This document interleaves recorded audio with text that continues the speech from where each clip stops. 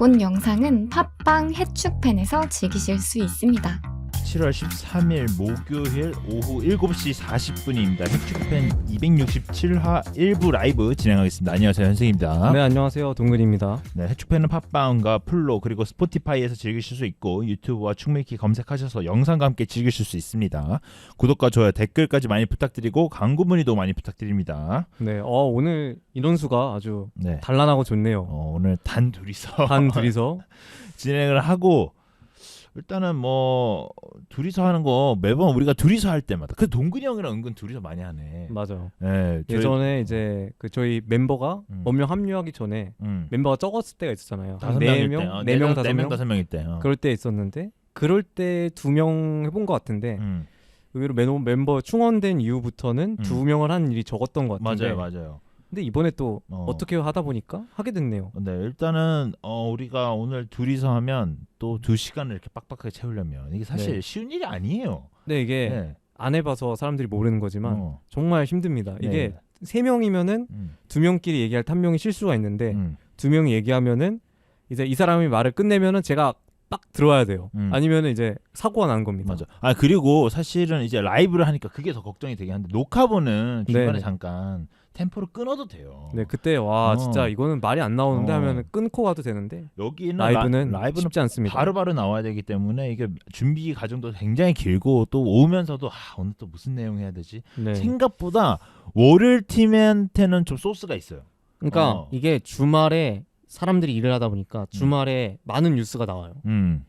주말에 많은 뉴스 나오는데 이러다 보니까 월요일에 메인 뉴스를 다 가져가면 또 목요일에 할 게 없어요. 그리고 텀이 이제 월요일 팀이 월요일 저녁까지 이슈를 다 하면은 저희는 화요일, 수요일, 목요일 아침에 나온 이슈만 할 수 있잖아요. 그죠. 그러니까 시간이 적은 거야. 그리고 화수목에 뭘 이슈가 별로 안 나와. 사실 뭐 이제 기사들도 그때는 매너리즘에 빠질 때거든요. 이제 뭐 터지는 것도 없는데 약간 쉬엄쉬엄 할까? 이러고.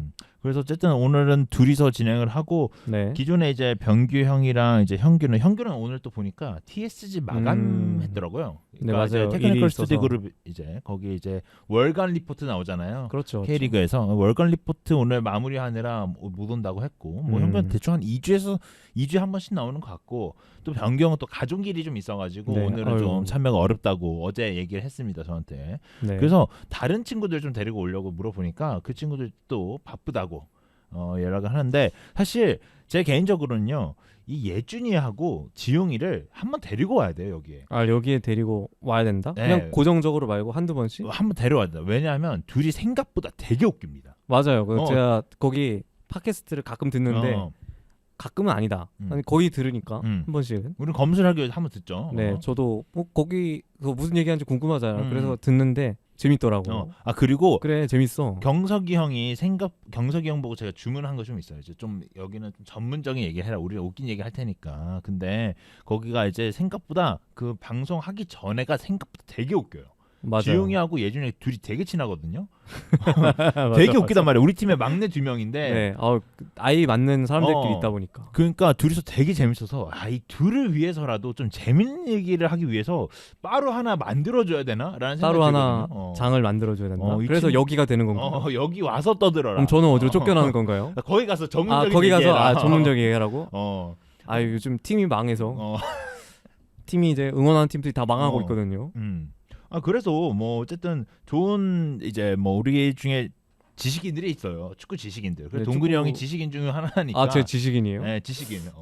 그렇지 않은데. 네. 일단 축구 지식인으로서 거기 가서 활약해도 될 것 같고, 어쨌든 둘이 되게 웃기기 때문에 저는 한번 부르고 싶거든요. 근데 네. 둘 다 또 목요일에 시간이 안 된다 하네. 아이고야. 오늘 와서 또 한번 웃기라고 하려고 했는데, 어쨌든 일단 우리가 멤버 얘기 먼저 시작했는데 한번 뭐 얘기해 볼까요? 뭐 희찬이 형 같은 경우 저희가 총 멤버가 9명이고, 네, 총 진짜 많아. 9명에서 일단 저하고 동근이 형은 일단 동근이 형부터 얘기하면 뭐 성남 팬, 성남하고 뭐 소튼 팬이라고 했고, 그다음에 프랑크푸르트도 좋아하고, 뭐 그렇습니다. 뭐 여러 팀들을 팔로우하고 있는데 공통점이 다 망해가고 있습니다.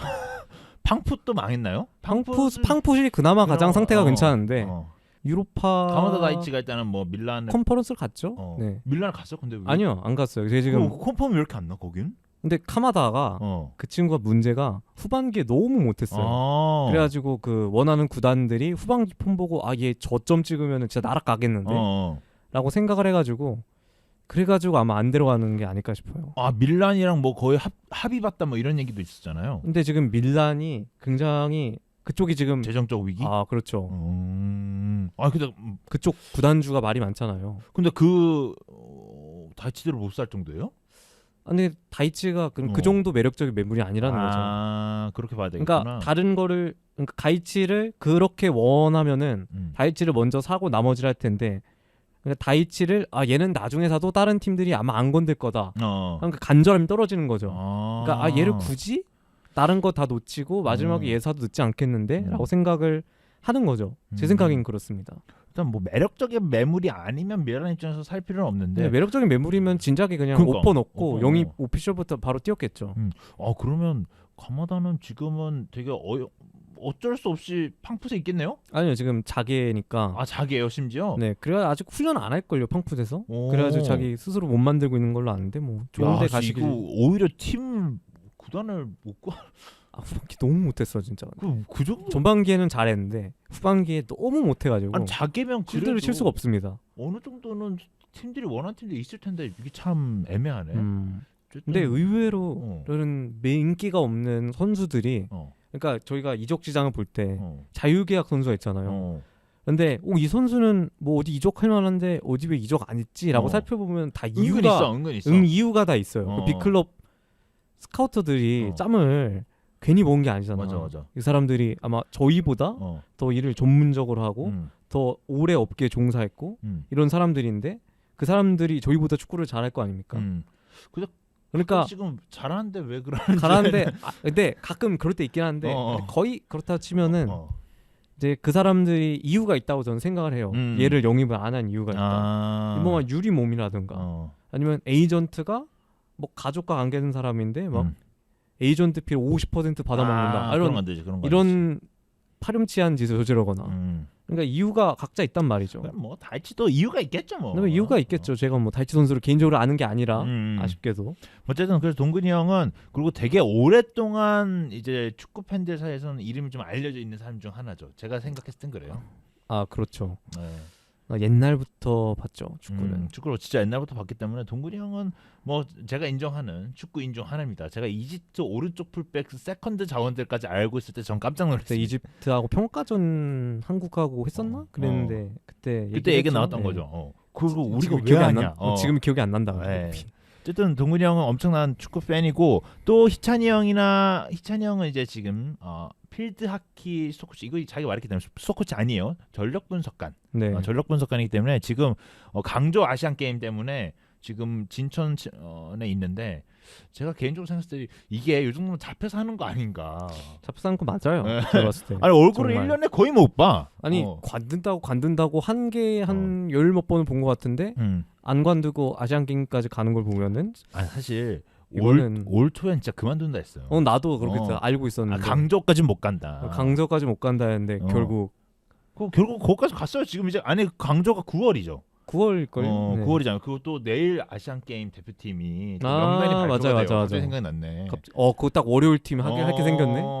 부럽다. 그러네. 우리가 할 수는 없으니까 명단을. 그렇죠. 우리가 한번 그럼 예측만 해볼까요? 우리가 좀 계속 지금 시간을 끄는 이유는 둘이서 하기 때문에 뒤에 내용을 시간을 벌기 위해서라면 어쩔 수 없이 사담에 들어가야 되거든요. 그럼 우리 그거 한번 해봅시다. 와일드카드. 와일드카드가 총 몇 장 뽑을 수 있죠? 3장 뽑을 수 있는 거 아니에요? 네, 3장이죠. 네. 3장이면은 아마 이번에 군 면제가 필요하거나 이런 선수들이 우선 선발 대상이 될 것 같은데. 네. 뭐 일단은 지금 얘기 나오는 거는 주민규 선수 있고, 주민규 선수, 백승호 선수 있고. 왜냐면 97년생은 안 되죠. 그렇죠. 97년생 안 되고 도쿄 올림픽까지가 마지막이었어요. 백승호 선수도 97년생이기 때문에 그러네. 백승호 선수도 좀 필요할 것 같고. 그리고 지금은 뭐 그 주민규 선수 얘기도 나오고 백승호 선수 나오는데 와일드 카드 저는 최전방에가 이제 뭐 박재용 선수 있고. 네, 그렇죠. 또 누가 있죠? 고재현 선수. 대구 고재현 선수. 네. 또 있는데 주민규 선수가 그래도 대표팀의 한을 좀 풀고자 거기에 아시안 게임에서라도 좀 갔으면 좀 좋겠다는 생각이 드는데 또 두 선수와는 다른 유형의 선수기 때문에 충분히 리그에서도 경쟁력이 엄청나게 있는 선수고 그래서 와일드카드로 발탁이 되면 좋은 역할을 엄청나게 해줄 것으로 생각이 되네요. 주민규 선수는. 네. 그리고 희찬이 형이 지금 들어와 있네요. 강조가 아니라 항저우에 항저우. 아이고. 뭐가 중요합니까? 같은 중국인데. 네. 제가 봤을 때 주민규 선수 한 장 줘도 될 것 같고 백승호 선수가 이번 겨울에 상무를 이제 합격을 했어요. 네, 맞아요. 그래서 백승호 선수가 데려갈 것 같은데 사실 지금 아시안 게임 자원들이 멤버가 워낙 좋아서 맞죠. 사실은 어느 자리가 뭐 빈다라고 얘기하기는 조금 뭐 수비 라인이 좀 그나마 그나마 그런 편인데 이재익 선수 있고 뭐 제가 기억나는 선수 이재익 선수 있고 뭐 최준 선수 있었던 것 같고 좀 애매하네요. 지금 와일드카드 자리가 좀 애매한 것 같아요. 지금 생각했을 때는 예전에는 이제 와일드카드 저희가 뽑을 때 많은 선수들 얘기가 나왔는데 이번에는 멤버가 워낙 좋으니까 누구 그렇게 데려가야 얘기가 되나? 나오지 않는 것 같기도 합니다. 어쨌든 뭐 주민규 선수를 노릴 거라는 얘기가 있긴 한데 뭐 주민규 선수가 안 될 수도 있는 거고 또 백승호 선수도 사실 예전부터 나왔고 그리고 사실 또 축구 잘하는 선수들이 다 어려. 예를 들면 이강인이나 홍현석 선수 같은 경우도 그렇죠. 다 뽑힐 수 있잖아요. 뽑힐 수 있죠. 근데 나이가 어리니까 와일드카드라고 얘기하기가 되게 애매하네. 근데 와일드카드는 아니고 그냥 선수죠, 선수. 그러니까 일반 선수를 들어갈 수 있으니까. 네. 그러니까 이번 아시안 게임 멤버들이 굉장히 잘할 것으로 예상이 되나? 중국전처럼 조금은 불미스러운 일이 그런 것만 좀 아니면 좋겠는데. 그러니까 와일드카드 뽑기 어렵네. 이거 황선홍호도 되게 고민이 많겠어요. 누구 데려가야 되나 진짜. 우리가 지금 생각나는 선수들이 없네. 네, 멤버는 좋은데 뭔가 딱 전력에 큰 도움이 될 만한 선수가 뭐 수비수 데려가야 되는데 수비수는 데려가야 되는데 이렇게 막 있나 싶기도 하고 소속팀에서 또 허가해줘야 되니까. 그러니까 뭐 김민재 선수 이런 선수를 데려갈 수는 없잖아요. 김민재를 데려가면 미대님 뭐야 이러겠지. 이러겠지만 뭐야 이건. 그거 선수들이 되게 애매하네. 아마 정태욱 선수 제가 지금 전북에 뛰고 있는 정태욱 선수 좀 데려가는 거 어떨까요? 정태욱 선수가 97년생이거든요. 네, 그렇죠. 뭔가 요즘 괜찮을 것 같기도 한데 뭔가 키의 제공권이 있으니까 조금 키의 제공권도 있고 스피드도 나쁘지 않은 선수고 어쨌든 와일드카드 내일 누구 뽑힐지 궁금하지만 아마 명단 나오면 또 월요일 팀이 다루지 않을까 생각이 듭니다. 네, 월요일 팀이 다뤄주세요. 네. 이거 오늘 형규 왔으면 딱 좋은데 형규가 딱 멤버들 잘 고를 텐데. 맞아요. 가장 집중적인 일을 하는 사람이니까 K리그에서. 네, 그거는 좀 아쉽네요. 네. 지금 일단 뭐 형규 얘기 나왔으니까 형규는 또 K리그에서 프로축구 연맹에서 일을 하고 있습니다. 전력 분석관으로. 그래서 저희는 이제 뭐 프로다. 그래서 제가 프로가 2명이나 있다. 네, 저희는 개인적으로 채널 명을 바꿔야 되는 거 아닌가. 왜요? 이게 우리가 해축 팬이라는 이름을 좀 달고 있지만 사실 이제 팬이라고 하기에는 현장에 뛰고 있는 사람들이 몇몇이 있어요. 근데 팬이 제가 볼 땐 과반수기 때문에 아직은 축구팬 하는 게 낫다는 생각이긴 한데 혹시 모르는 일이죠. 맞아요. 미래는 모르는 법이죠. 추후에는 이름을 바꿔줄 수 있어요. 그리고 채널 명이 해축팬이라고 얘기를 하면 되게 애매하더라고요. 그러니까 이제 한 명은 하키고 한 명은 연맹이고 그것도 이제 갑자기 해축팬이라고 이러면 이게 해축팬. 그리고 우리는 해축팬이지만 하지만 축구 얘기 국내 축구 얘기 다른다. 국내 축구 얘기한다. 그래서 일단은 뭐 희찬이 형이 계속 달아주고 있는데 뭐 해축에서는 우리가 팬이니까. 네, 해축 팬은 해축을 팔로우하니까. 그 해축 기준에서는 우리는 팬이니까. 해축에 팔로우한 팀이 있으니까. 그래서 어쨌든 우리는 팬이다라고 말씀을 드릴 수 있는 것 같고 지용이는 지금 기자를 준비하고 있고. 그렇죠. 기자 생활을 굉장히 잘하고 글을 굉장히 잘 씁니다. 네, 제가 지용이 얘기를 하는 이유가 저희가 추후에 지금 대본을 쓰는 것들이 조금 아깝더라고요. 그래서 그렇죠. 축구 뉴스레터를 일주일에 한 번씩 한번 만들어 볼까? 어떤 식으로?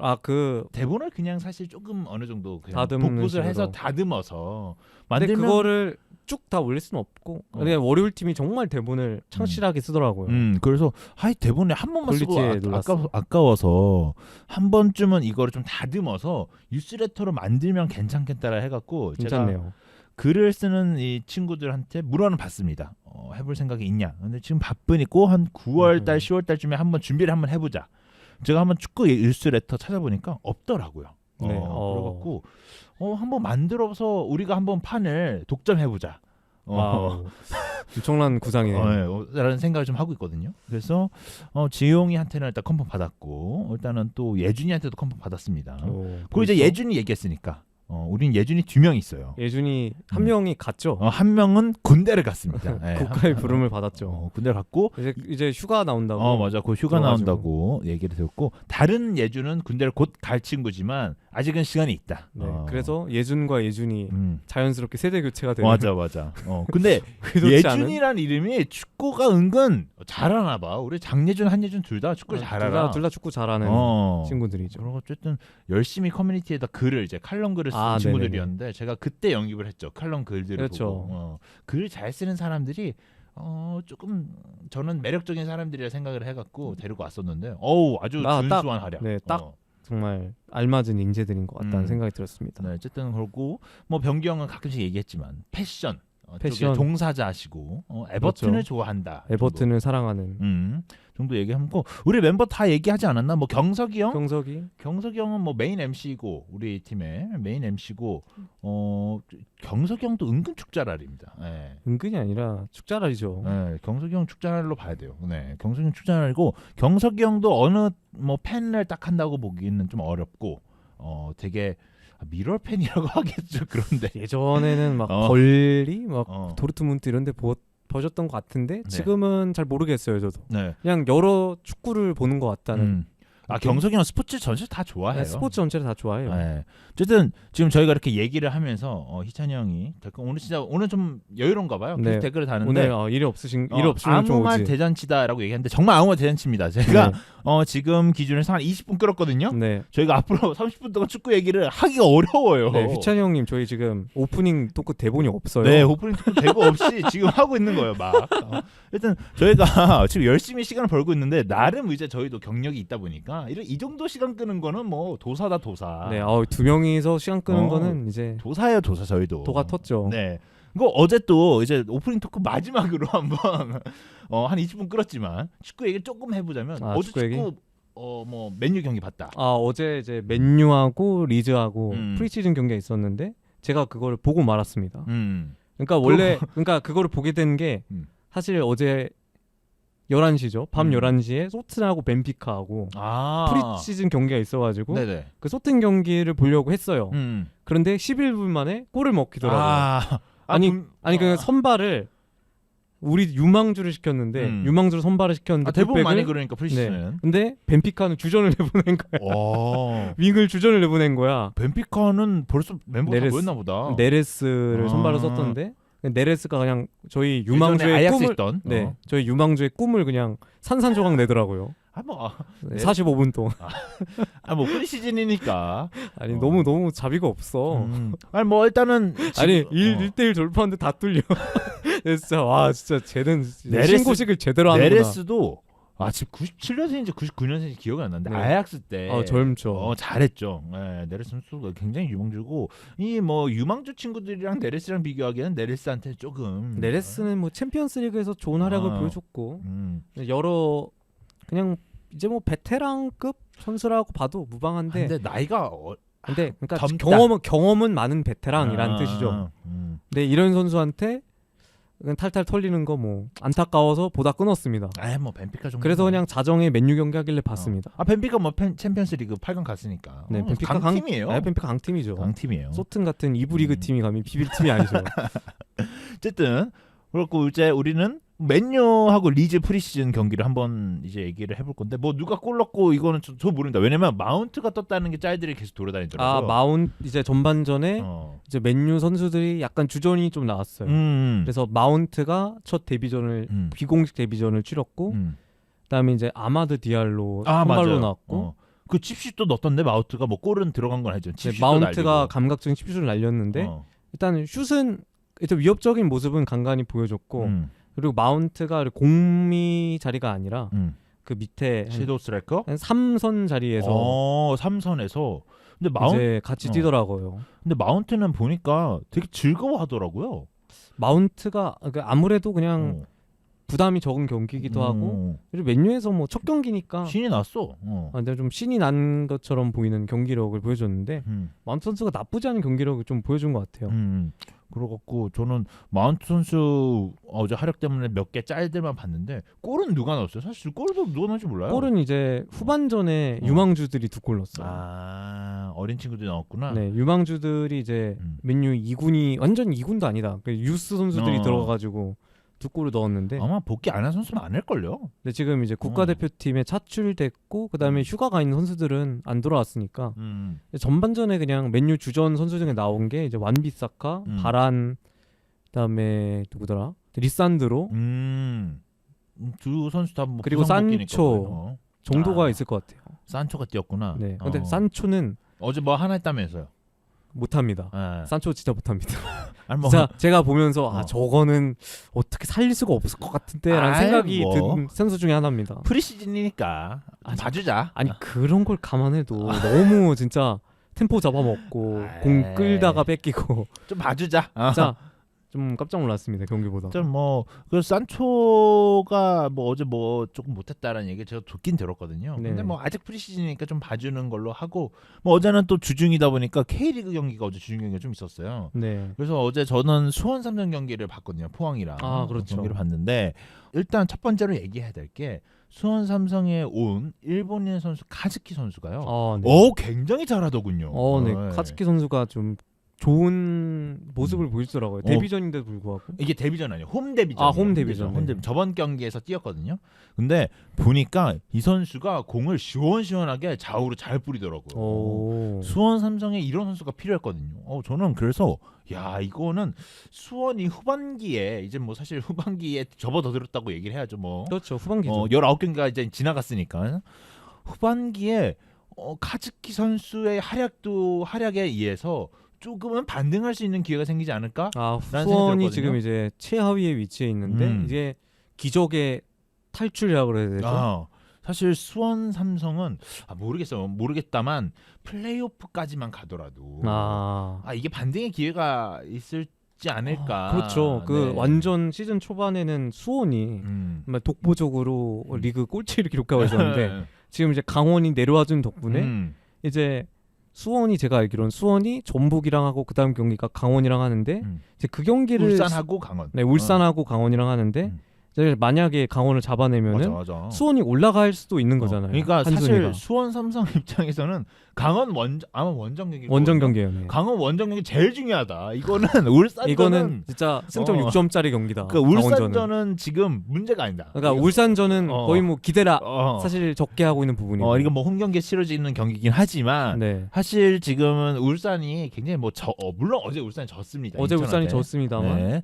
근데 그럼에도 울산은 그래도 뭐 지금 이기기 어려운 상대로 가야죠. 1위 팀인데. 네, 압도적 1위 팀이잖아요. 그렇죠. 네, 어쨌든 그래서 수원 삼성은 카즈키 선수 그리고 밀리치 선수가 2연속 골이라고. 맞아요. 밀리치가 어제 프리킥 골을 영광이잖아요, 또. 아니야, 걔 그렇지 않아. 걔 속으면 안 돼요. 지금 속으면 안 됩니다. 딱 일주일 잘하고 한 달 동안 기대하게 하다가 한 달 동안 못 해요. 그러다가 갑자기 또 몰아치는 경우가 있구나. 몰아치고 그다음에 또 한 달 못 하고 이래요. 근데 제가 보니까요. 김병수 감독님 인터뷰를 제가 봤거든요. 네. 밀리치 선수가 좀 더 노력을 해야 된다라는 뉘앙스로 얘기를 많이 하더라고요. 그리고 봤을 때는 밀리치 선수가 활약이 좋지만 좀 더 노력이 필요하다. 그리고 김병수 감독님은 좀 그런 부분도 생각하고 있는 것 같아요. 근데 아무래도 일단 뭐 가진 게 좋으니까? 가진 게 툴은 있는 선수고 그다음에 더 약간 김병수 감독의 배려겠죠. 더 잘했으면 좋겠다. 그런 거죠. 그러니까 지금 잘하고 있는데 약간 더 채찍질해라 이런 뜻으로 말씀하신 거겠죠 아마. 저는 사실 좀 더 잘해야 되지 않을까. 네, 더 잘해야지. 더 잘해야 되죠. 수원이 위기이기 때문에 더 잘해야 된다. 맞아요. 이거 밀리 선수가 못해서가 아니라 수원이 문제라서 1.5인분을 저번 시즌에 오영규 선수처럼 해줘야 된다. 이런 뜻이겠죠. 지금 살짝 위험합니다. 수원 삼성. 일단은 뭐 우리가 아까 울산 얘기 잠깐 했잖아요. 그럼 인천 울산 한번 경기도 얘기해 보죠. 네. 이게 인천이 저는 라인업을 1.5군 이제 그 다음 경기에 초점을 맞추고 나왔길래 그냥 울산이 이기겠네 했는데 울산이랑 경기하는데 물론 1군을 내보내야 되는 건 맞는데 그러니까 그 이제 경기의 중요성을 생각을 하면은 그냥 인천 입장에서는 1위 팀인데 그러니까 저희도 해축 경기를 보다 보면은 딱 봐도 스쿼드가 버렸네 이렇게 생각하는 경우가 있잖아요. 그래서 저도 인천이 이 경기에 집중하지 않고 그다음 경기에 집중할 생각인가 보다 하고 라인업을 그렇게 생각을 했어요. 그런데 오히려 영혼의 템백이 더 잘 먹혔던 요상한 경기가 아니었나 싶기도 합니다. 그러고 보니까 수원 삼성 포항 얘기를 좀 안 했는데 네. 포항도 김기동 감독이 저는 와 멋지다 생각이 들었던 게 한 골 먹기 하창래 선수가 퇴장을 당했어요. 맞아요. 근데 이 템백 되니까 수원 삼성 더 어려워했던 것 같아 보니까 저는. 그리고 오히려 더 공격적으로 나서더라고요. 네. 이게 은근 한 명이 퇴장당하는 게 팀들이 어려워해. 그게 소튼도 많이 겪었어요. 그러니까 소튼이 한 명 이득을 본 입장에서 오히려 이렇게 서로 비등비등한 전력으로 맞붙는 게 더 좋을 때가 있다는 있어. 생각이 들었어요. 그래. 오히려 상대가 내려앉아 버리면 그거를 이제 뚫을 수 있는 팀이 물론 수적 우세가 있다는 점 좋은 점이지만 오히려 상대가 내려앉아 버리면은 그러니까 지공으로 결국 해결해야 되는데 그 지공을 잘한 팀이 은근히 많지 않단 말이에요. 그러니까 속공을 주로 했던 팀들 입장에서는 이거 어떻게 뚫지? 하고 약간 멘붕이 올 수 있단 말이죠. 그러니까 역습 축구라는 표현이 맞을지 모르겠지만 네네. 조금은 상대에게 점유를 내주는 상태에서 플레이를 하는 걸 더 선호하는 팀들 같은 경우에는 오히려 10명이서 뛰었을 때 그 밀집 수비를 뚫기 위해서, 왜냐면 우리가 공을 더 많이 갖고 있잖아요. 그렇죠. 그 상황에서 풀어내기가 어렵다 굉장히. 그러니까 선수들이 당황하게 되는 거죠. 이거 생각보다 뚫기 어려운데? 뭐 이런 생각 들 수 있을 것 같아요. 왜냐면 대부분 10명 되면 한 5-3-1 하나? 5-3-1 정도 하는 것 같은데. 그렇죠. 거의 내려서서 이나 아예 그냥 윙까지 내려앉아서 내려앉는 경우도 있으니까 결국 뭐 페널티 박 이제 상대의 그런 지점에서는 결국 뭐 수적으로 막 우세를 가져갈 수가 없잖아요. 상대 어차피 저희 팀 수비수는 한 2명 정도 있어야 되니까 그러면은 2명 빼고 뭐 저기도 공격수 하나 빼고 이러면 비슷하잖아요, 수가. 그러니까 결과적으로는 오히려 더 뚫기 어려울 수도 있다. 물론 뭐 맨시티 같은 강팀들은 뚫어내겠지만 아니, 그 팀은 뭐 또 그런 팀들은 잘하는데 뭐. 그런 팀들은 논외지만 그러니까 오히려 그런 거에 더 고생을 할 수 있다는 거를 저번 포항하고 수원 경기에서 보여준 것 같아요. 근데 개인적으로는요 초반에 조금 그랬어요. 70분에 아마 마창 선수 나갔을 거예요. 70 몇 분에? 네, 60 맞아요. 몇 분 이렇게 나왔는데 근데 초반에 좀 그러다가 조금 지나니까 포항도 적응을 했는지 바로 또 이제 바로 공격을 조금 하더라고요. 네. 이걸 봤을 때는 수원 삼성이 10명과 상대하는데도 이게 10명을 상대하는 것 같지가 않더라. 그러니까 오히려 그러니까 자기가 11명이라는 거에 방심을 해가지고 골 먹히는 경우도 왕왕했고 그죠. 소튼이 그랬거든요. 결국 90% 우리 팀도 10명 팀한테 역전패 당했어. 그러니까 그러고 나는 PK 내주고 이제 일단 맞아요. 멀었고 어쨌든 우리가 울산 인천 얘기하고 있었으니까 일단 이거 봤을 때 울산이 어제 경기를 제가 보진 못했는데 마틴 아담이 90분에 골을 넣었다고 하길래 93분인가 그때 늦은 시간에 굉장히 동점골을 넣어가지고 저는 그냥 경기가 비겼네 이러고 그랬는데 95분에 갑자기 에르난데스가 제르소가 끌고 가서 에르난데스가 골 넣지 않았어요? 네, 정말 역습의 좋은 모습을 보여준 골이었는데 그래가지고 인천이 약간 울산을 상대로 승리를 거두면서 동해안 팀은 다 이긴 첫 번째 팀이 됐다 이번 시즌. 그래요? 그렇다고 하네요. 그리고 인천이 지금 아주 기뻐할 만한 소식이 있잖아요. 그렇죠. 무고사 무고사 리턴. 그 오피셜 영상 보니까 그 공항에서 이제 무고사 선수가 들어온 장면부터 딱 촬영을 하더라고요. 근데 그거 더 웃긴 거 라이브 원래 하고 있었거든요. 맞아요. 20주년 라이브 하고 있었는데 그 인천공항 카페에서 하시고 계시다가 갑자기 선물이 하나 왔네요라고 하는 거예요. 네, 그거 약간 진짜 자연스러운 빌드 깜짝 놀랐습니다. 근데 갑자기 무고사 선수가 나오는 거예요. 근데 무고사 선수가 옷을 또 벗는데 인천 유니폼이 딱 있어. 와, 정말 제가 봤을 때 낭만. 이번 2023년 일단 K리그 중 최고의 오피셜 명장면 중 하나다. 명장면 중 하나라도 봐도 무방할 것 같아요. 아마 인천 팬들 입장에서 정말 가슴이 웅장해졌을 것 같아요. 아마 근데 무고 선수가 한동안 뛰기 어려울 거예요. 아마 비셀굽에서 많이 뛰지는 못했고 또 아마 부상 이슈가 좀 있을걸요. 제가 알기로는. 네, 좀 비셀굽에서 부상 이슈도 있었고 그래서 시점 감각이 많이 올라와 있지 않은 건 사실이지만 그래도 인천이 최근 천성우 선수의 폼에 너무 의존하는 경향이 있어서 그리고 천성훈 선수가 또 부상이 최근에 좀 있었던 걸로 제가 기억을 하기 때문에 무고 선수가 빠르게 폼을 올리는 게 중요할 것 같습니다. 네. 그리고 무고 선수가 팀에 들어온다면 팀 사기도 많이 올라갈 거고. 그건 다르지. 어제부터 시작된 거 아닙니까? 그러니까 어제부터 제가 봤을 때 시작됐어요. 어제부터 시작된 거 아니에요? 무고사육관 시작됐어요. 무고사의 매직은 이제 시작됐다. 어쨌든 무고사 선수가 돌아왔다니까 이제 다시 인천도 지금 9위인가 그럴 텐데. 네, 인천이 지금 하위권에 머물러 하위 있긴 한데. 스플릿으로 갈 것 같은데 무고사 선수가 또 반등을 시킬 그러니까. 수도 아직 생각보다 있죠. 물론 스피릿까지는 경기 수가 많이 안 남긴 했어요. 근데 10몇 경기 정도 남았으니까. 근데 뭐 스피릿까지 다 생각해 보면 생각보다 딱 절반 왔어. 근데 절반 왔어. 절반 왔어. 네. 아직 어떤 일도 벌어질 많아요. 수 있고 무슨 일이 벌어질지는 아직 몰라요. 네. 그래서 어쨌든 우리가 어제 K리그 본 경기까지 좀 다뤄봤는데 어제 K리그 얘기하면 그 얘기를 안 들을 수가 없지. 야구를 한 팀이 있죠. 거의 LG 트윈스와 어디까 네. 거기 이제 KT 위즈라고 해야 될까요? 네, 어제 나왔던 크보 점수보다도 네. 더 많은 득점을 한 팀이 있죠. 7대2. 7대2를 기록을 한 FC 서울인데 네. 이제 수원 FC를 상대로 7대2 대승을 거뒀죠.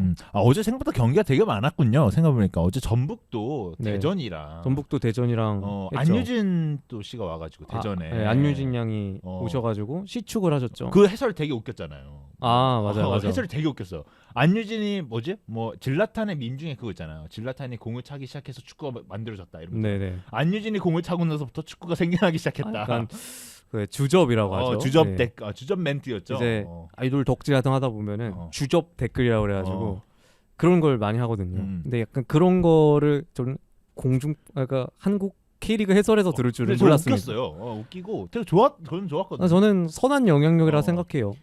진짜 그분 보러 많은 팬들이 오셨을 가능성이 2만 명이래. 2만 명. 네. 그리고 예전에 임명웅 선생님도 오셔가지고 K리그 붐을 한번 이끌어 줬던 적이 있고. 맞아. 이렇게 많은 셀럽들이 K리그를 이렇게 사랑해 주시는 거 그리고 관심을 가져주시는 거는 정말 선한 영향력이라고 할 수밖에 없을 것 같아요. 어제 그래서 저는 이 멘트를 듣고 처음 알았던 게 발 사이즈가 250이라는 것도 전 처음 알았습니다. 어제 그런 멘트도 있더라고요. 그런 세부 사항까지. 그리고 생일도 제가 알았어요. 어떨결에 03년생 9월 1일 이렇거든. 03?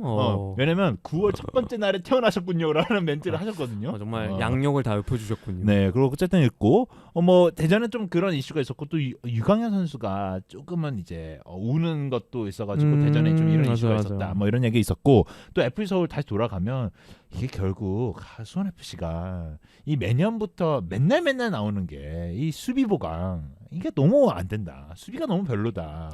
이번에 제가 외국인 선수를 우파 고메즈. 네, 고메즈? 네, 고메즈 선수. 그 선수 영입을 했는데 제가 봤을 때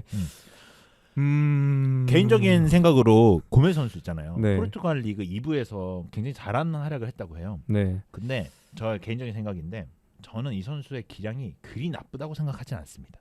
이거는 그러면은 다른 선수들의 문제다? 수원 FC 조직력의 문제다? 수원 FC 수비 문제다. 근데 사실 수비 문제가 저번 시즌에서도 있었던 얘기라 이번 시즌에는 더 모습이 그런 문제점이 드러나고 있지만 저번 시즌에 있었던 얘기잖아요. 저는 수비 문제에 있어서 선수로 해결하는 건 말도 안 된다 생각해요. 그러니까 그 선수가 진짜 그 리버풀이 한창 수비 못할 때 반다이크를 데려와서 해결하는 경우가 있는데 그런 선수가 아니고서는 한 번 해결하기는 어렵다라는 거군요. 그러니까 수비는 조직적인 면에서 굉장히 좋아져야 된다고 생각을 하는데 어제 경기에 하이라이트만 보더라도 수비 라인이 다 깨져 있더만. 수비 라인이 다 깨져 있고. 이거 뭐 하자는 거야? 이거 나는 그 동네 축구를 보는 줄 알았어. 그렇죠. 그러니까 이런 수비 라인 이런 조직적인 문제에서는 사실 감독의 역량이 어느 정도 들어가야 된다 생각하는데 수비 전술을 짜는 데 있어서는 김도훈 감독 좀 아쉽다. 그러니까 소튼도 많은 골을 먹혀봤잖아요. 그래서 대기록을 2번이나 쓰기도 했고 제가 실점 전문가로서 얘기 드리는데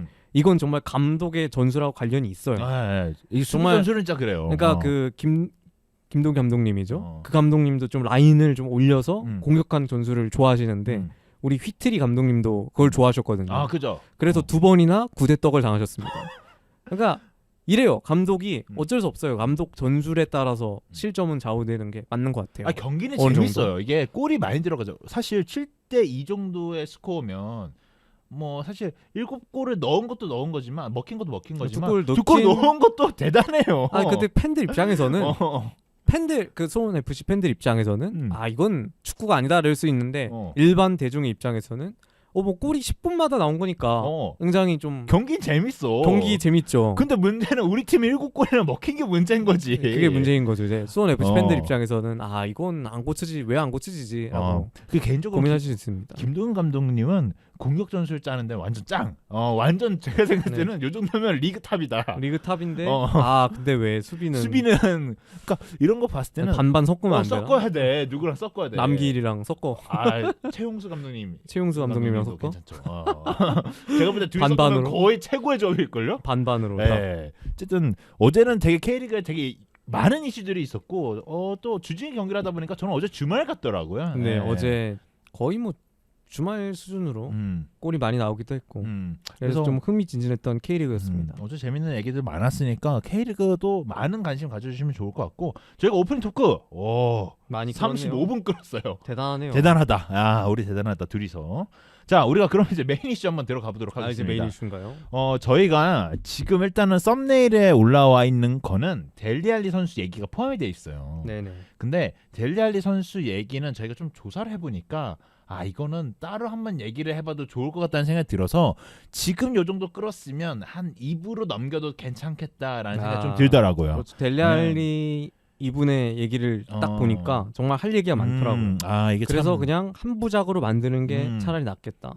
어제 둘이서 왔으니까 2부는 좀 짧게 치고 가도 괜찮지 않을까 하는 생각이 들어서 그래서 1부에는 저희가 할 얘기가 이제 이적설. 썸네일에 있죠. 그렇죠. 일단은 사우디 리그 얘기도 해야 될 것 같고. 저희 뭐 주간 사우디인가요? 그 이제 월요일 팀 하잖아요. 월요일 팀이 주간 사우디 처음 하는데 저희도 숟가락 좀 얹어 보겠습니다. 근데 사실 해야 되겠어 지금 상황이.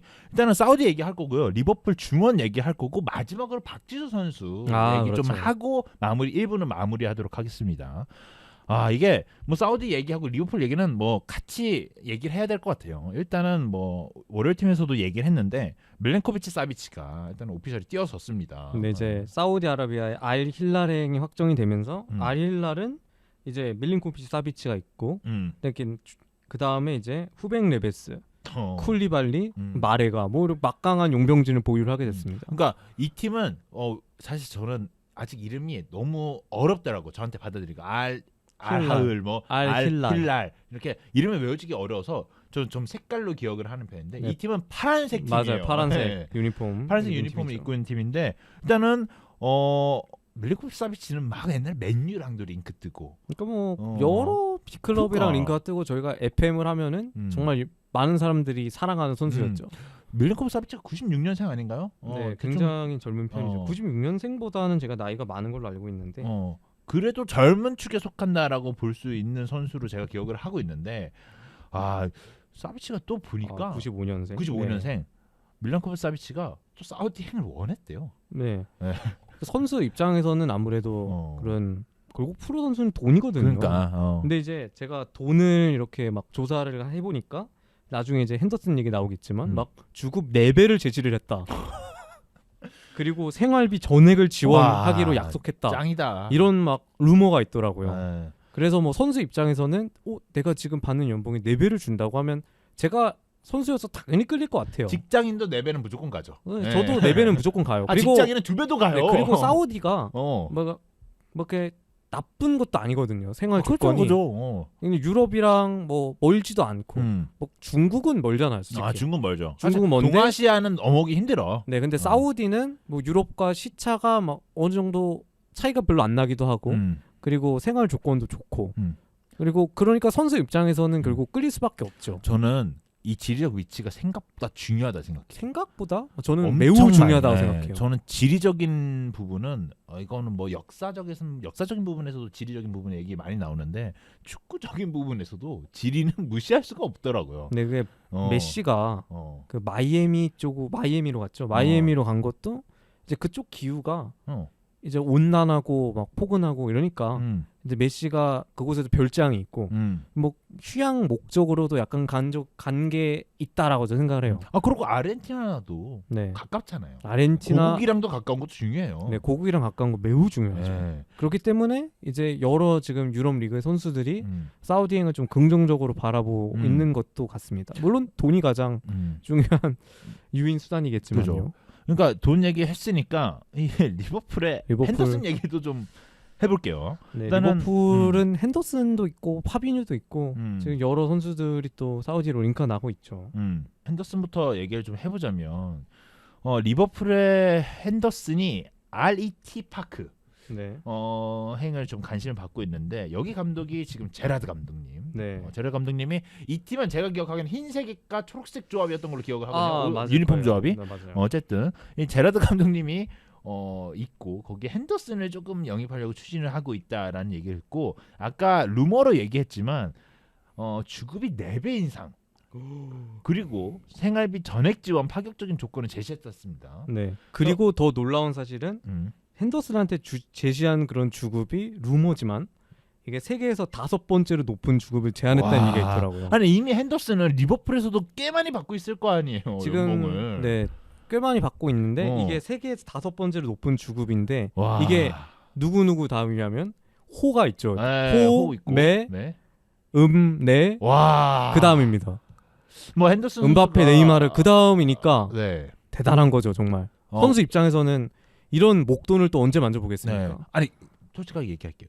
홀란드 선수보다 핸더슨 선수의 활약도가 올 시즌 좋았냐라고 봤을 때 홀란드 선수가 연봉을 일단 더 적게 받는 거죠. 만약 가게 된다면. 그렇죠. 사실 돈만 보고 계산했을 때는 홀란드 선수가 활약도가 이번 시즌에는 더 좋았기 때문에 연봉을 더 많이 받아야 되는 거 아니야? 라고 생각할 수 있겠지만 만약 사우디로 가게 된다면 연봉이 장난이 아니네요. 세계 5위면은 이건 네. 장난이 아니죠. 장난이 아니죠. 선수 입장에서 당연히 이거는 가야겠는데라는 생각이 들 수밖에 없죠. 이 정도면 한 주급이 제가 생각해서 한 3억 대지 않을까? 저는 주급 정확히 모르겠는데 리버풀에서 한 3억 대 좀 받지 않을까? 왜냐면 핸더슨 선수가 이로운 업적이 있고 꽤 오랫동안 팀에 있었고 주장이었고 이런 것은 한 3, 4억 되지 않을까? 리버풀을 좀 생각해봤을 때 거기서 4배를 부풀린다면 한 연봉이 주급이 12억?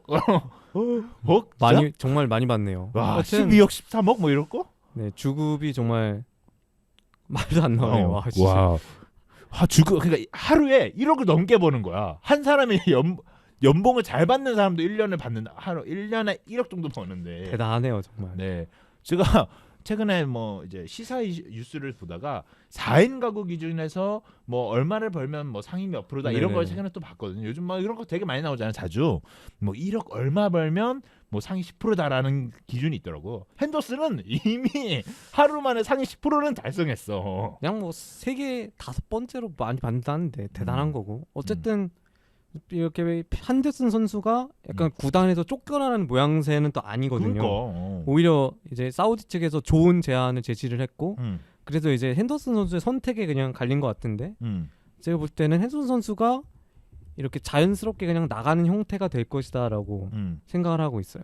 그리고 이 핸더슨 선수도 얘기가 나오고 있지만 사실 그 다음을 얘기할 파비뉴 선수도 있어요. 근데 파비뉴는 이제 뭐 온스테인이 보도를 했는데 이제 알 이티하드에서 파비뉴를 노리고 있고 그래서 파비뉴 영입을 위해서 4천만 파운드를 제시를 했다. 근데 이게 4천만 파운드가 파비뉴 선수가 모나코에서 리버풀로 이적할 때 지불했던 금액이거든요. 리버풀 입장에서 원금 회수죠. 심지어 파비뉴 선수는 팀에 오래 있었는데 그동안 감가상각이 되지 않고 그대로 원금을 챙기는 거니까 리버풀 입장에서는 안 받아들일 이유가 없는 딜이긴 합니다. 이게 사실 감가상각이라는 게 있잖아요. 자동차도 그렇지만 조금만 끌어도 감가상각이 바로바로 돼요. 이제 감가상각이 시간이 지나면서 이제 사람은 아무래도 소모품이잖아요. 그죠. 그렇기 때문에 이제 축구 선수도 소모품이고 나이가 들면서 기량이 떨어지기 때문에 자연스럽게 이게 가치가 떨어질 수밖에 없는데 이 금액을 그대로 보존해 준다는데 리버풀 입장에서는 이런 기회가 또 어디 있겠습니까? 이 정도면 창조경제 아닙니까? 이 정도면은 창조경제 아니고 원금 회수인데 창조경제 그동안 잘 써먹었으니까. 왜냐면 우승도 했고 리그 우승도 했고 그동안 뭐 리그 베스트급 활약했던 시즌도 있었고 정말 뭐. 리버풀 입장에서는 남는 장사라고 할 수 있죠. 그러니까 알이티하드는 또 어떤 선수가 있냐면 이것도 우리가 맨날 헷갈리잖아요. 우리가 하면 캉테 있고요, 벤제마 있고 셀틱의 조타가 셀틱의 조타. 그리고 여기 감독님이 누누실 거예요. 네, 누누로 알고 있죠. 누누 감독님은 아주 신났어 지금. 지금 김승규 선수 얼마나 고민이 많을까요? 이제 이런 선수들의 슈팅을 막아야 되는데 정말 기량이 상승될 것 같다는 생각이 드는 라인업이긴 하네요. 일단은 누누 감독님은 저번 보니까 캉테하고 벤제마 선수 들어왔을 때 이거 한 번씩 악수하더라고요. 얼굴에 웃음꽃이 폈어. 내가 볼 때는 토트넘 시절 때보다 더 행복해 지금. 아니 벤제마 캉테를 언제 써보겠냐고. 그러니까 야 이거는 축구 감독으로서 최고의 그거야. 아, 정말 최고의 복지죠. 그렇기 때문에 지금 파비뉴 선수까지 나가게 된다면 일단은 핸도 그리고 티아고 선수까지 이렇게 해서 우리가 햄파 뭐지? 뭐라고 부르죠?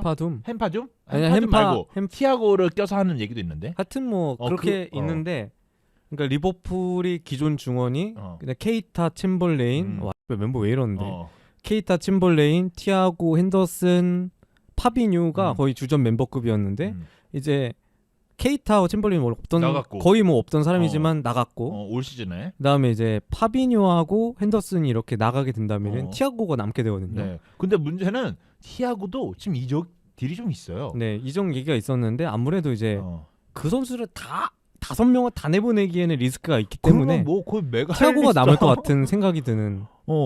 아니 그러면 메갈리스트하고 소보슬라이는 와서 선배님이 없어. 그리고 선배님의 엘리엇이나 이런 친구들이야. 엘리엇 커티스 존슨 이런 친구들이야. 이러면. 근데 뭐 선배님이라고 할 수 없어. 나이가 더 어린데. 네. 그러니까 참 이런 거 보면 이걸 만약에 팔게 되면 리버풀 중원이 다 나가는 거 아닌가라는 생각이 들고 티아고가 제가 보니까요 바르셀로나랑 있어. 바르셀로나랑 근데 바르셀로나가 살 여력이 된 거. 근데 티아고면 모르겠네. 또 리버풀이 애매하다고 볼 수도 있을 것 같긴 한데. 리버풀 입장에서 이제 파비뉴, 핸더슨까지 다 팔고 티아고까지 파는 거는 좀 위험성이 있다고 생각을 하고 티아고 정도는 남길 것 같다는 생각이 들어요. 개인적으로는 파비뉴 선수가 이 정도 금액이 왔다 하니까 또 그것도 어렵네. 나는 파비뉴 남아야 된다 생각했거든요. 저는 근데 다 팔 것 같아요. 그런가? 파비뉴, 핸더슨 이번 기회밖에 없거든요. 그래 이번 기회. 1년 뒤에는 또 또 감가상각을 생각했어. 진짜 감가상각 될 수 있으니까. 그러니까 그래갖고 어렵네. 근데 어쨌든 오히려 그냥 리버풀이 그냥 새로운 중원 자원을 더 영입할 것 같다는 생각 들어요. 하나 더 사는 게 낫겠다. 우리 라비아 맨날 링크 나오고 있거든요. 라비아를 데리고 오고 싶다는 얘기를 리버풀이 많이 하죠. 네, 그래서 막 소트나와 협상을 진행 중이다라는 얘기도 있고. 그래서 막 소트는 50M을 받으려고 하는데 리버풀은 40M 정도에서 고수를 한다는 얘기도 있고. 그래서 이제 둘이 막 교착이 되고 있었는데 이제 리버풀이 현금이 이렇게 생기니까 이제 뭐 쿨거래를 할 수도 있고 아니면 내고를 할 수도 있고 뭐 여러 결론이 나겠죠. 아니 그리고 돈이 생기면 저부터 라비아 정도는 데려오고 아무래도 뭐 추가 영입을 할 수도 있죠. 리버풀 입장에서는. 그렇기 때문에 제가 생각해도 저는 뭐 파비뉴 정도 티아고를 내보내 차라리 라는 생각을 했었는데 어쨌든 뭐 이참에 돈 들어왔을 때 저는 그냥 돈 땡길 수 있으면 그냥 한 번에 땡기고 그걸로 좋은 선수 사는 것도 정말 괜찮다고 생각을 해요. 파비뉴 선수도 92년생이어서. 네, 그리고 지금 팔 기회밖에 없어요. 제가 봤을 때. 감가상각 없이. 지금 기회밖에 없어요. 어쨌든 그래서 뭐 팔자. 팔자. 돈 생길 때 하는 거 맞는 것 같다. 내가 지금 박수 칠 때 떠나는 게 나중에 또 욕하거든요. 그때 안 떠나가지고 어쩌고 저쩌고. 이 40M 너무 아깝다. 뭐 이런 얘기 그때 팔았어야 된다. 이러고. 감가상각 나오거든요. 제가 이적 시장을 보면서 감가상각 없이 파는 경우는 선수가 어려서 성장해서 좋은 거 말고는 거의 본 적이 없거든요. 근데 이건 또 처음이네. 요즘 사우디가 굉장히 떠오르고 있는 것 같아요. 그런 새로운 자금 출처지로. 근데 요 정도면 사실 축구 선수들도 지금 사실 좋은 선수들 많이 갔잖아요. 네, 그렇죠. 그러니까 내가 생각해서 축구 선수면 한번 사우디 가봐? 이런 생각 들 것 같아요. 이 정도면. 네, 근데 이제 또 신기한 거는 보통 이런 변방 리그나 이런 리그들은 보통 이제 퇴물이 된 선수, 그러니까 좀 기량이 전성기 약간 떨어진 선수가 가는 걸로 보통 생각이 되고 있었는데 몇몇 명명을 살펴보면은 또 그렇지 않은 선수들이 있단 말이죠.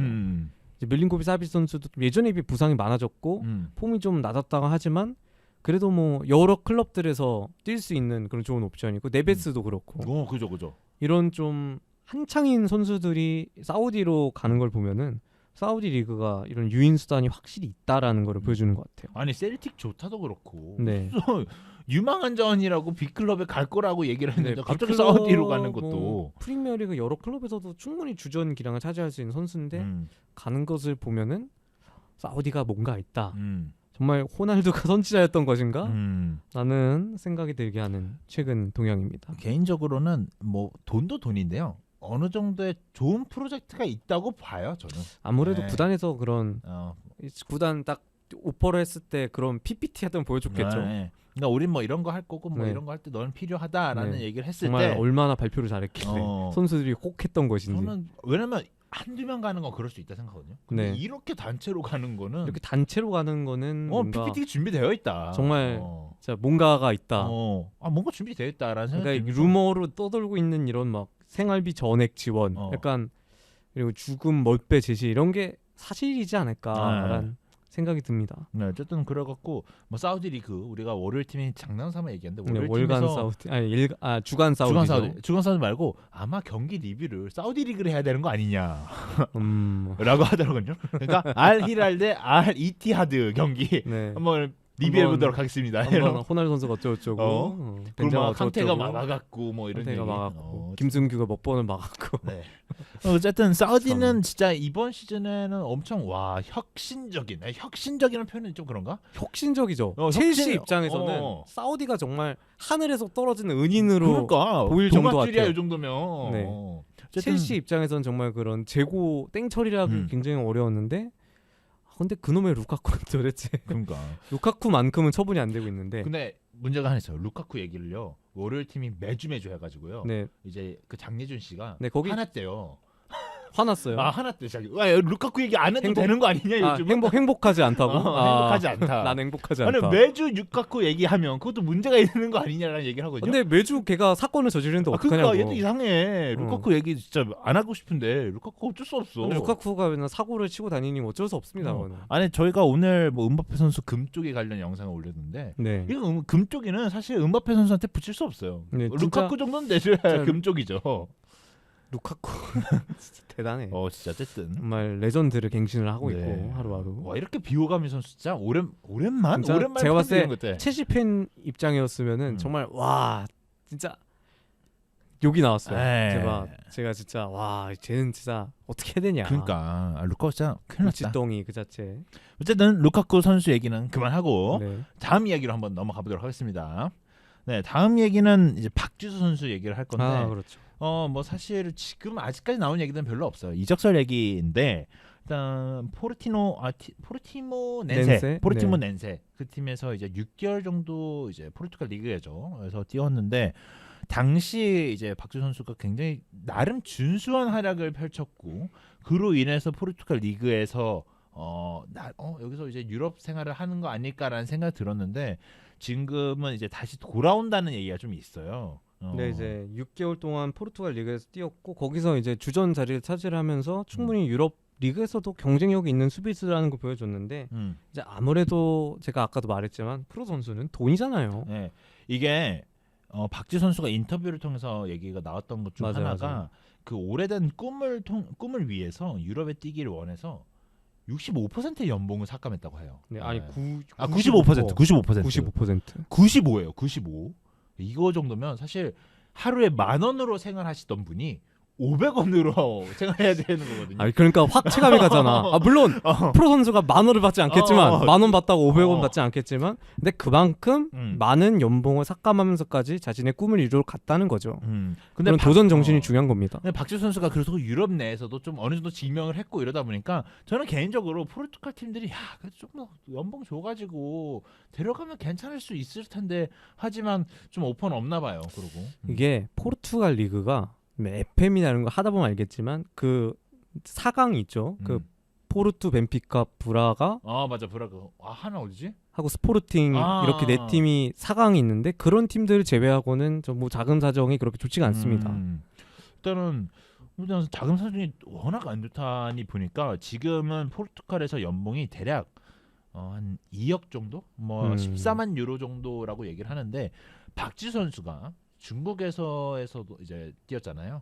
김천 상무에 있다가 중국을 다 돌아갔죠. 광저우로 제가 뛰었던 걸로 알고 있는데 거기서는 이제 아무래도 95%를 포기했다고 하니까 그거를 환전해서 20배를 받았다가 계산해 보면은 40억 받던 연봉 40억을 받던 사람이 포르투갈 가서 연봉 2억 받고 생활한다. 이거는 아무래도 자기 입장에서는 진짜 손해잖아요. 그리고 박지 선수가 그리고 최근에 이제 결혼한 지 6달 되셔서 이제 돈이 또 많이 필요한 시기거든요. 신혼 초반이. 물론 많이 모아놨다고 얘기할 수는 있겠지만 사실 거리가 크면요 쓰는 돈도 뭐 클 수 있습니다. 네, 근데 뭐 이제 그럴 수밖에 없어요. 그럴 사실. 수밖에 없죠. 그리고 그 소비가 뭐 우리가 뭐 야 그 돈 많이 벌어놨는데 이렇게 좀 2억 정도도 많은 거 아니야라고 얘기할 수 있지만 프로 선수는 생명이 되게 짧기 때문에 그렇죠. 2억이라는 금액이 되게 작은 돈이에요. 생각해 보면.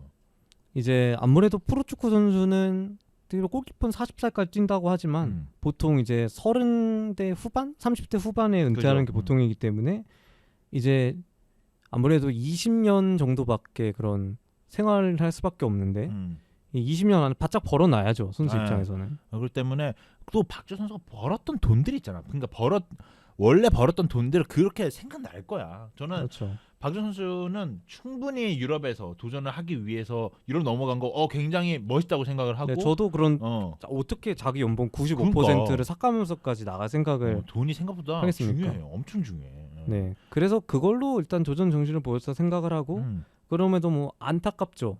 어쩔 수 없는 일이긴 합니다. 아쉽긴 한데 저는 돌아와도 충분히 괜찮다.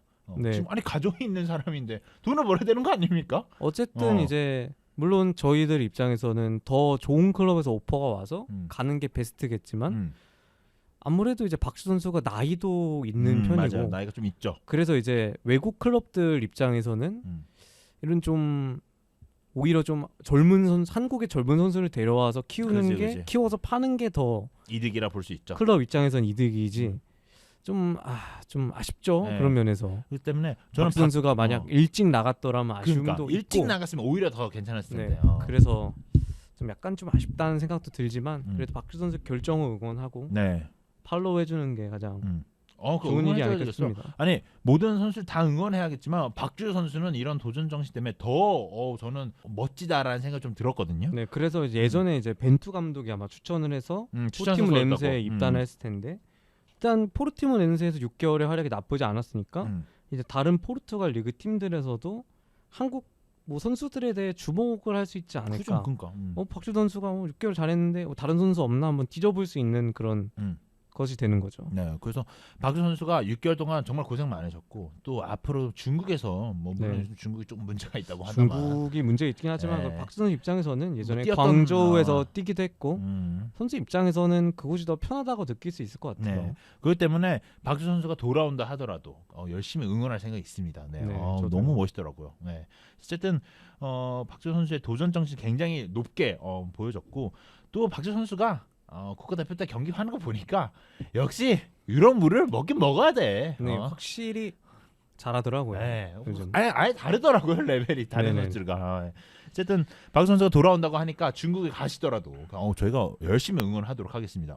센터백 조합이 아주 좋아졌어. 네, 뭐 이제 브렌트포드의 김지수 선수도 어제 또 경기를 프리시즌 경기를 했더라고요. 일본 프리시즌 경기 뛰었다고 하더라고요. 네, 이제 브렌트포드가 이제 니즈를 안 와봐. 풀타임 할 때 그 선수 사진 나오잖아요. 거기 김지수 선수 딱 넣었더라고요. 이게 이 얘기하면 또 길어지는데 한국 그 팬들의 화력이 얼마나 대단합니까? 지금 뭐 파리 홈페이지에는 지금 유니폼 그게 지금 지연된다고. 맞아요. 지금 얼마나 유니폼을 많이 사람들이 사갔으면. 그리고 또 미트윌란에 이제 조규성 선수가 갔는데 이제 거기 SNS도 한국 팬들을 모으려는 마음이 있는지 이거 알아. 이제 조규성 선수 그런 유니폼을 어떻게 살 수 있는지 계획을 막 올리고 그런 거를 공부할 것이다라고 아예 글을 올렸더라고요. 그리고 조규성 선수 사진도 계속 올려주고. 브렌트포드도 물론 B팀에 속할 것으로 보여지지만 김지수 선수를 위한 이벤트 하면 이거 한국 팬들 화력이 장난 아닙니다. 그리고 컵 대회나 리그 경기에서도 뭐 출전을 할 수 있으니까. 그러면 뭐 이제 FA컵이나. 네,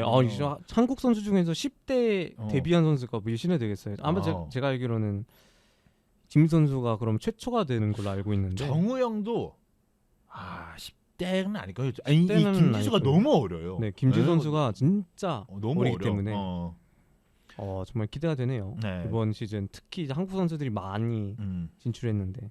네, 어쨌든 그렇고 저희 둘이서 오늘은 뭐 되게 여러 가지 이야기를 했는데 어쨌든 시간은 되게 많이 채웠어요. 저희 시간 볼까요? 저희 많이 녹였습니다. 네, 저희 딱 1시간 했어. 네. 둘이서 아주 열심히. 이게 사실 제가 생각할 때 한 40분 넘어가는 순간부터 되게 이제 말하기 힘들으시더라고요. 뭐 말해야 되지? 시간 좀 많이 끌어봤는데 어쨌든 1시간 분량 꽉꽉 채웠습니다. 네, 그러면 저희 1부는 여기서 마치도록 하고요.